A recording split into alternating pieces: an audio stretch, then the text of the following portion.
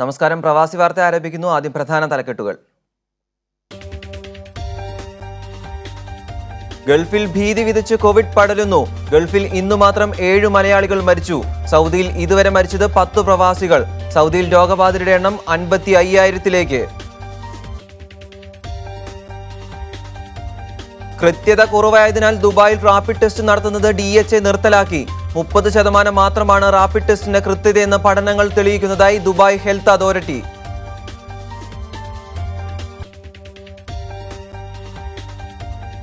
നിരാലംബരായ പ്രവാസികളെ സൗജന്യ ടിക്കറ്റ് നൽകി നാട്ടിലെത്തിക്കാനുള്ള കൈരളിയുടെ ഉദ്യമത്തിന് വൻ പ്രതികരണം. നിരാലംബരായ പ്രവാസികൾക്ക് നൽകാൻ 1000 വിമാന ടിക്കറ്റുകൾ തയ്യാർ. കൈകോർത്ത് കൈരളിയോട് കൈകോർത്ത് പ്രവാസ ലോകവും.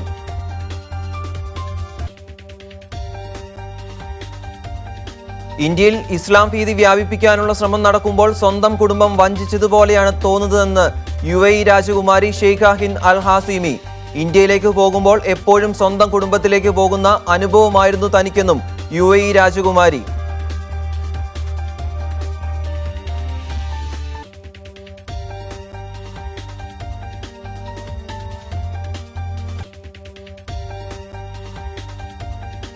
കുവൈറ്റിൽ ജനുവരി 1 റെസിഡൻസി പെർമിറ്റ് അവസാനിച്ച വിദേശികൾക്ക് പിഴ നൽകി വിസ പുതുക്കാമെന്ന് അധികൃതർ. രാജ്യത്തിന് പുറത്തുള്ള ജീവനക്കാരുടെ വിസയും നിബന്ധനകൾക്ക് വിധേയമായി കമ്പനികൾക്ക് പുതുക്കാൻ അവസരം.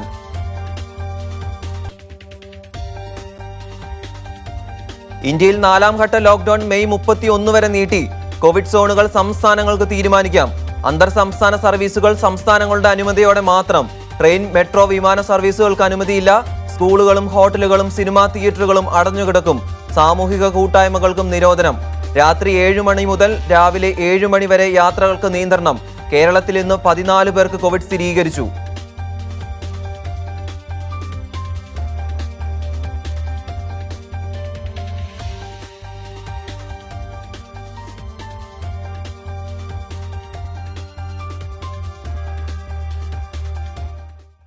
വാർത്തകൾ വിശദമായി പരിശോധിക്കാം. ഗൾഫിലെ കോവിഡ് ബാധിതരുടെ എണ്ണത്തിൽ വൻ വർധനവ്. സൗദി അറേബ്യയിലാണ് ഏറ്റവും കോവിഡ് ബാധിതർ ഉള്ളത്. വിശദാംശങ്ങളുമായി ദുബായിൽ നിന്നും ഞങ്ങളുടെ പ്രതിനിധി ടി ജമാൽ ചേരുന്നുണ്ട്. ജമാൽ, ഓരോ ദിനവും കൂടുതൽ മലയാളികൾ ഉൾപ്പെടെ മരണസംഖ്യ വർദ്ധിക്കുന്ന ഒരു സാഹചര്യമാണ് ഗൾഫിലുള്ളത്. സമഗ്രമായ വിവരങ്ങൾ എന്തൊക്കെയാണ്? രാഹുൽ, ഗൾഫിലെ ഏറ്റവും പുതിയ കണക്കനുസരിച്ച് മരണസംഖ്യ 693 ആയി ഉയർന്നിട്ടുണ്ട്. ഇതിൽ ഒട്ടേറെ മലയാളികളും ഉണ്ട് എന്നത് മലയാളി സമൂഹത്തെ ആശങ്കയിലാക്കുന്നുണ്ട്. ഇന്ന് മലയാളികളാണ് വിവിധ ഗൾഫ് രാജ്യങ്ങളിൽ മരിച്ചത്. ഇന്ന് ഏറ്റവും ഗൾഫ് രാജ്യങ്ങളിലെ കോവിഡ് ബാധിതരുടെ എണ്ണം 1,33,706 ആയി മാറിയിട്ടുണ്ട്. സൗദി അറേബ്യയിലാണ് ഏറ്റവും കൂടുതൽ ആളുകൾക്ക് കോവിഡ് ബാധിച്ചിരിക്കുന്നത്. ഇവിടെ ഇതുവരെ 54,752 പേർക്കാണ് കോവിഡ് ബാധിച്ചിരിക്കുന്നത്. കഴിഞ്ഞ 3-4 ദിവസങ്ങളിലായി എല്ലാ ദിവസവും 2000-ന് മുകളിലാണ് സൗദി അറേബ്യയിലെ ആളുകളുടെ എണ്ണം. ഇന്ന് മാത്രം സൗദി അറേബ്യയിൽ 2736 പേർക്ക് കോവിഡ് സ്ഥിരീകരിച്ചിരിക്കുന്നു. UAE-യിലാണെങ്കിൽ 731 പേർക്കാണ് കോവിഡ് സ്ഥിരീകരിച്ചിരിക്കുന്നത്. UAE-യിൽ ആകെ കോവിഡ് ബാധിതരുടെ എണ്ണം 23,358 ആയി മാറിയിട്ടുണ്ട്. UAE-യിൽ ഇന്ന് 6 പേർ മരിക്കുകയും ചെയ്തു. കുവൈത്തിൽ വലിയ തോതിൽ തന്നെ കോവിഡിൻ്റെ വ്യാപനം ഉണ്ട് എന്ന് പറയാം. 1048 പേരാണ് ഇന്ന്. കുവൈത്തിലെ ആകെ കോവിഡ് ബാധിതരുടെ എണ്ണം 14,000 കവിഞ്ഞ് 14,850 ആയി മാറിയിട്ടുണ്ട്. ഖത്തറിലും വലിയ തോതിൽ തന്നെ കോവിഡ് വർദ്ധിക്കുന്നു. 1,632 പേർക്ക് മാത്രം ഇന്ന് ഖത്തറിൽ സ്ഥിരീകരിച്ചു. 32,604 പേർക്കാണ് ഖത്തറിൽ ഇതുവരെ കോവിഡ് സ്ഥിരീകരിച്ചിരിക്കുന്നത്. പൊതുവിൽ ഒമാനിലും ബഹ്റൈനിലും കോവിഡ് ബാധിതരുടെ എണ്ണം പൊതുവിൽ കുറവാണെന്ന് പറയാം. 157 പേർക്കാണ് ഒമാനിൽ ഇന്ന് കോവിഡ് സ്ഥിരീകരിച്ചത്. ഒമാനിൽ ആകെ കോവിഡ് ബാധിതരുടെ എണ്ണം 5,186 ആണ്. ബഹ്റൈനിലാണെങ്കിൽ ഇന്ന് 207 പേർക്കാണ് കോവിഡ് സ്ഥിരീകരിച്ചത്. ബഹ്റൈനിലെ ആകെ കോവിഡ് ബാധിതരുടെ എണ്ണം 6,956 ആണ്. ഏതായാലും മലയാളികൾ മലയാളികളുടെ എണ്ണം കൂടുതൽ ആണെന്ന് തന്നെ പറയാം. ഇതുവരെ 80ഓളം രാജ്യങ്ങളിൽ കോവിഡ് മൂലം മരിച്ചിരിക്കുന്നത്. ഇതിൽ ഏറ്റവും കൂടുതൽ UAE-യിലാണ് മലയാളികൾ മരിച്ചത്. ഏതാണ്ട് 45ഓളം മലയാളികൾ UAE-യിൽ നിന്ന് മാത്രം കോവിഡ് മരണത്തിന് കീഴടങ്ങിയിട്ടുണ്ട്. മറ്റൊരു കാര്യം, പ്രവാസി മലയാളികൾക്ക് ആശ്വാസം പകരുന്ന ഒരു വാർത്തയാണ്. കൈകോർത്ത് കൈരളി എന്ന പദ്ധതി, കൈരളി TV നടപ്പാക്കുന്ന പദ്ധതിക്ക് വലിയ പ്രതികരണമാണ് പ്രവാസ ലോകത്ത് നിന്ന് ലഭിച്ചിരിക്കുന്നത്. ഏതായാലും ഇതിൽ ആദ്യഘട്ടമായി 1000 ടിക്കറ്റുകൾ കൊടുക്കാനാണ് നമ്മൾ തീരുമാനിച്ചിരുന്നത്. ഈ ടിക്കറ്റിന് തുടക്കത്തിൽ തന്നെ വലിയ സ്വീകാര്യത ജനപിന്തുണ ലഭിച്ചിരുന്നു. ഇപ്പോൾ 1000 എന്ന ടാർഗറ്റ് കവിഞ്ഞ് 1000-ന് മുകളിൽ ടിക്കറ്റ് നൽകാൻ വിവിധ സംഘടനകളും വ്യക്തികളും സ്ഥാപനങ്ങളൊക്കെ മുന്നോട്ട് വന്നിരിക്കുന്നു. തീർച്ചയായും കൈരളി ടി വിക്ക് പ്രവാസ ലോകത്തു നിന്ന് ലഭിക്കുന്ന ഒരു സ്വീകാര്യതയുടെ അടയാളമായി ഇതിനെ കാണാം. വലിയ പ്രയാസത്തിലാണ് പ്രവാസി മലയാളികൾ ഇവിടെ കഴിയുന്നത്. ടിക്കറ്റിന് പോലും അല്ലെങ്കിൽ ഭക്ഷണത്തിന് പോലും താമസത്തിന് പോലും പ്രയാസപ്പെടുന്ന ആളുകളാണ്. ഇപ്പോൾ നാട്ടിലേക്ക് മടങ്ങണമെങ്കിൽ ഏതാണ്ട് 15,000 രൂപക്ക് മുകളിൽ ടിക്കറ്റ് നിരക്ക്.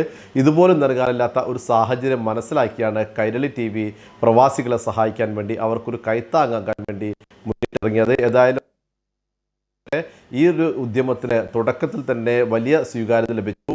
ഗൾഫ് രാജ്യങ്ങളിൽ നിന്നും മറ്റ് വിദേശ രാജ്യങ്ങളിൽ നിന്നും അമേരിക്കയിൽ നിന്ന് പോലും വ്യക്തികളും സ്ഥാപനങ്ങളും വിവിധ സംഘടനകളുമൊക്കെ മുന്നോട്ട് തന്നെ വന്നു. ഏത് തരത്തിലുള്ള സഹായം നൽകാൻ തയ്യാറാണ് എന്നാണ് ഈ സംഘടനകളും വ്യക്തികളും സ്ഥാപനങ്ങളൊക്കെ കൈരളി ടി വിയെ അറിയിച്ചത്. ഏതായാലും കൈരളി ടി വി ചെയർമാനും MD ഒക്കെ നേതൃത്വം കൊടുക്കുന്ന ഈ സംരംഭത്തിന് വലിയ പിന്തുണ ലഭിക്കുന്നു എന്നത് പ്രവാസി മലയാളികൾ കൂടി ഒരു കാര്യമാണ്. തീർച്ചയായിട്ടും ജമാൽ, വിവരങ്ങൾ വ്യക്തമാണ്. ഗൾഫിലെ സമഗ്രമായ വിവരങ്ങളാണ് കോവിഡുമായി ബന്ധപ്പെട്ട ഇപ്പോൾ നിലവിലെ സാഹചര്യത്തിലെ വിവരങ്ങളാണ് ജമാൽ നൽകിയത്. ഒപ്പം പ്രവാസി മലയാളികൾക്ക് കൈത്താങ്ങായി മാറിയിരിക്കുകയാണ് കൈകോർത്ത് കൈരളി എന്ന പദ്ധതി.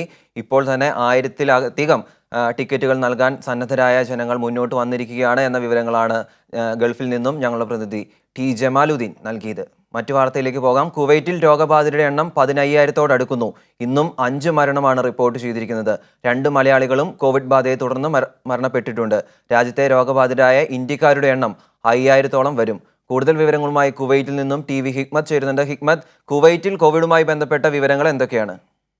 ഇന്നും 5 മരണങ്ങൾ കുവൈത്തിൽ റിപ്പോർട്ട് ചെയ്യപ്പെട്ടിരിക്കുന്നു. 112 പേരായി ഇതുവരെ രോഗം ബാധിച്ച് മരണപ്പെട്ടവരുടെ സംഖ്യ മാറിയിട്ടുണ്ട്. 2 മലയാളികളുടെ മരണവും കൂടി സ്ഥിരീകരിക്കപ്പെട്ടു. ഒന്ന് കോഴിക്കോട് എലത്തൂർ പറമ്പത്ത് സ്വദേശി അബ്ദുൽ അഷ്റഫ്, അതേപോലെ തന്നെ പാലക്കാട് കൊല്ലങ്കോട് സ്വദേശി വിജയഗോപാൽ എന്നിവരാണ് മരണപ്പെട്ടിരിക്കുന്നത്. ഇന്നു മാത്രം 1048 കേസുകളാണ് റിപ്പോർട്ട് ചെയ്യപ്പെട്ടുള്ളത്. ഇതിൽ 242 പേർ ഇന്ത്യക്കാരാണ്. രാജ്യത്തെ ആകെ രോഗബാധിതരുടെ എണ്ണം 14,850 ഉയർന്നിരിക്കുന്നു. 4,842 ഇന്ത്യക്കാർക്കാണ് ഇതുവരെയായി രോഗം സ്ഥിരീകരിച്ചിട്ടുള്ളത്. ഇതേസമയം രാജ്യത്ത് റാൻഡം കോവിഡ് പരിശോധന നടത്താൻ ആരോഗ്യ മന്ത്രാലയം തീരുമാനിച്ചിരിക്കുന്നു. 18 വയസ്സിനും 70 വയസ്സിനും ഇടയിലുള്ള ആളുകളെ അവരുടെ ഫോൺ നമ്പറുകളിൽ നേരത്തെ വിളിച്ച് പരിശോധന നടത്തേണ്ട സ്ഥലവും സമയവും ആരോഗ്യ മന്ത്രാലയം അറിയിക്കും. ഇതുവഴി ഇത്തരത്തിലുള്ള പരിശോധന ഒരു ദിവസം 180 ആളുകളെ വെച്ച് പരിശോധിക്കാനാണ് ആരോഗ്യ മന്ത്രാലയം തീരുമാനിച്ചിരിക്കുന്നത്. മറ്റൊന്ന്, രാജ്യത്ത് വിൽപ്പനയിലുള്ള മാസ്കിന് അമിത വില ഈടാക്കുന്നതായി ആരോഗ്യ മന്ത്രാലയത്തിന്റെ ശ്രദ്ധയിൽപ്പെട്ടിട്ടുണ്ട്. ഒരു അർത്ഥത്തിലും ആരോഗ്യ മന്ത്രാലയം നിശ്ചയിച്ച വിലക്ക് മുകളിലായി ആരെയും വിൽക്കാൻ അനുവദിക്കില്ല എന്ന് ആരോഗ്യ മന്ത്രാലയം അണ്ടർ സെക്രട്ടറി ഡോക്ടർ അബ്ദുള്ള അദർ മുന്നറിയിപ്പ് നൽകിയിട്ടുണ്ട്. അതുപോലെ തന്നെ ജലീബ് അൽ ഷുവൈക്ക് മേഖലയിൽ ഗ്യാസ് സിലിണ്ടറുകൾക്ക്, ഗാർഹിക ആവശ്യങ്ങൾക്ക് ഉപയോഗിക്കുന്ന ഗ്യാസ് സിലിണ്ടറുകൾക്ക് അമിത വില ഈടാക്കുന്നു, കരിഞ്ചന്തയിൽ ഉൾപ്പെടെ ഇതിന് വിൽപ്പന നടക്കുന്നു എന്നുള്ള വിവരത്തെ തുടർന്നുള്ള പരിശോധന നടക്കുകയുണ്ടായി. 750 ഫിൽസിന് മാത്രം വിൽക്കേണ്ട ഗ്യാസ് സിലിണ്ടറുകൾ 8 കുവൈറ്റ് ദിനാർ വരെ വില ഈടാക്കുന്നതായി അധികൃതരുടെ ശ്രദ്ധയിൽപ്പെടുകയും അതിന്റെ ഭാഗമായ പരിശോധനയിൽ 150ഓളം പേരെ പിടിക്കുകയും പ്രോസിക്യൂഷന് കൈമാറുകയും ചെയ്തതായി സഹകരണ സൊസൈറ്റി ഡയറക്ടർ അലി ഹസൻ അറിയിക്കുകയുണ്ടായി. ഇത്തരം കാര്യങ്ങളാണ് കുവൈത്തിൽ നിന്നും ഇന്ന് നമുക്ക് നൽകാൻ കഴിയുന്ന വിവരങ്ങൾ. തീർച്ചയായിട്ടും കുവൈറ്റിൽ നിന്നും കോവിഡുമായി ബന്ധപ്പെട്ട ഈ നിമിഷത്തെ വിവരങ്ങളാണ് ഹിക്മത്ത് നൽകിയത്. ഒമാനിൽ നിന്നുള്ള പ്രവാസികളെ നാട്ടിലെത്തിക്കാനുള്ള പദ്ധതിയുടെ 2ാം ഘട്ടം ആരംഭിച്ചു. ആദ്യ വിമാനം തിരുവനന്തപുരത്തേക്കാണ് പുറപ്പെട്ടത്. വരും ദിവസങ്ങളിൽ കൂടുതൽ സർവീസുകളാണ് ഉണ്ടാവുക എന്ന് പ്രവാസി ക്ഷേമനിധി ബോർഡ് ഡയറക്ടർ PM ജാബിർ പറഞ്ഞു. വന്ദേ ഭാരത് പദ്ധതിയുടെ 2ാം ഭാഗത്തിൽ ഒമാനിൽ നിന്നുള്ള ആദ്യത്തെ വിമാനം ഇന്ന് തിരുവനന്തപുരത്തേക്ക് പുറപ്പെട്ടു. ഉച്ചയ്ക്ക് പുറപ്പെട്ട വിമാനത്തിൽ 183 യാത്രക്കാരാണുള്ളത്. കൂടുതലും വളരെയധികം ചികിത്സ ആവശ്യമുള്ള രോഗികൾ, ഗർഭിണികൾ, വയോധികരാണ്. ഓപ്പറേഷൻ പ്രൊസീജിയർ അനുസരിച്ച് മറ്റ് ചിലരെയും കൂടെ വിമാനത്തിനകത്ത് പെടുത്തിയിട്ടുണ്ട്. ഇനി സലാലയിൽ നിന്നും കോഴിക്കോടേക്കും മസ്കറ്റിൽ നിന്ന് കണ്ണൂരേക്കും കൊച്ചിയിലേക്കുമാണ് വിമാനങ്ങൾ. അതുകൂടാതെ കോഴിക്കോടേക്കും തിരുവനന്തപുരത്തേക്കും മസ്കറ്റിൽ നിന്ന് ഓരോ വിമാനങ്ങൾ കൂടെ ഉണ്ടാവുമെന്നാണ് അറിയിച്ചിരിക്കുന്നത്. എന്നാൽ എത്ര തന്നെ വിമാനങ്ങൾ ഉണ്ടായാലും തികയാത്ത അവസ്ഥയാണുള്ളത്. ഏകദേശം 500ഓളം രോഗികൾ മാത്രമായിട്ടുള്ളവർ, ഗർഭിണികളും ഇനിയും ബാക്കി കിടക്കുകയാണ്. ഇവരൊക്കെ എങ്ങനെ അക്കോമഡേറ്റ് ചെയ്യുമെന്ന് ഇതുവരെയും പറയാൻ സാധിച്ചിട്ടില്ല.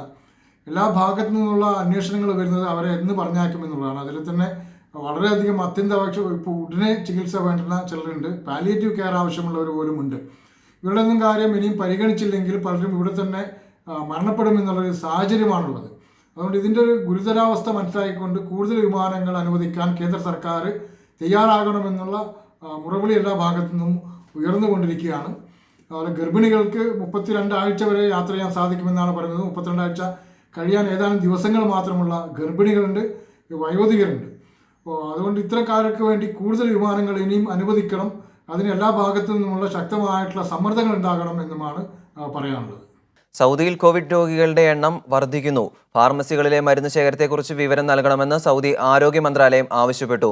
വാർത്തയുടെ കൂടുതൽ വിവരങ്ങളുമായി സൗദിയിൽ നിന്നും എം നയീം ചേരുന്നുണ്ട്. നയീം, ഈ കോവിഡ് വർദ്ധിക്കുന്ന ഒരു സാഹചര്യത്തിലാണോ ഈ ഫാർമസികളിലെ മരുന്നുകളെക്കുറിച്ച് വിവരങ്ങൾ നൽകാൻ ആവശ്യപ്പെട്ടിരിക്കുന്നത്?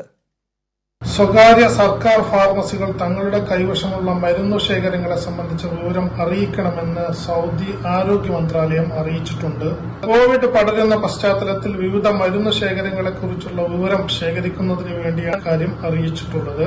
സൗദി ഫുഡ് ആൻഡ് ഡ്രഗ്സ് അതോറിറ്റിയുടെ റസദ് എന്ന പോർട്ടൽ വഴിയാണ് മരുന്ന് ശേഖരങ്ങളെ സംബന്ധിച്ച വിവരം അറിയിക്കേണ്ടത്. കോവിഡ് രോഗികളുടെ വിശദാംശങ്ങളിൽ ഇന്ന് സൗദി അറേബ്യയിൽ 2736 കോവിഡ് പോസിറ്റീവാണ് സ്ഥിരീകരിച്ചിട്ടുള്ളത്. ഇതിൽ 557 കേസ് മക്കയിൽ നിന്നും, 488 കേസ് റിയാദിൽ നിന്നും, 392 കേസ് മദീനയിൽ നിന്നും, 357 കേസ് ജിദ്ദയിൽ നിന്നും, 286 കേസ് ദമാമിൽ നിന്നുമാണ് റിപ്പോർട്ട് ചെയ്തിട്ടുള്ളത്. ഇന്ന് രോഗം റിപ്പോർട്ട് ചെയ്തിട്ടുള്ളതിൽ 40% സ്വദേശികളും 60% വിദേശികളുമാണ്. 2056 പേർ കോവിഡ് രോഗത്തിൽ നിന്നും സുഖം പ്രാപിച്ചിട്ടുണ്ട്. ഇതോടുകൂടി 25,722 പേരാണ് കോവിഡ് രോഗത്തിൽ നിന്നും സുഖം പ്രാപിച്ചിട്ടുള്ളത്. 27,818 പേർ വിവിധ ആശുപത്രികളിലായി ചികിത്സയിൽ കഴിയുന്നു. ഇതിൽ 202 പേരുടെ നില ഗുരുതരമാണ്. അവർ അതിതീവ്ര പരിചരണ വിഭാഗത്തിൽ ചികിത്സയിലാണ്. അബുദാബിയിൽ കോവിഡ് പ്രതിസന്ധി മൂലം അടച്ച ഓഫീസുകളും ഷോപ്പുകളും തുറക്കുന്നതിന്റെ ഭാഗമായി അബുദാബി സാമ്പത്തിക വികസന വിഭാഗം പുതിയ മാർഗനിർദ്ദേശങ്ങൾ പുറപ്പെടുവിച്ചു. 55 വയസ്സിന് മുകളിൽ പ്രായമുള്ളവർ, ഗർഭിണികൾ, മറ്റേതെങ്കിലും ഗുരുതര രോഗമുള്ളവർ എന്നീ വിഭാഗക്കാർ ജോലിക്ക് ഹാജരാകാൻ പാടില്ല.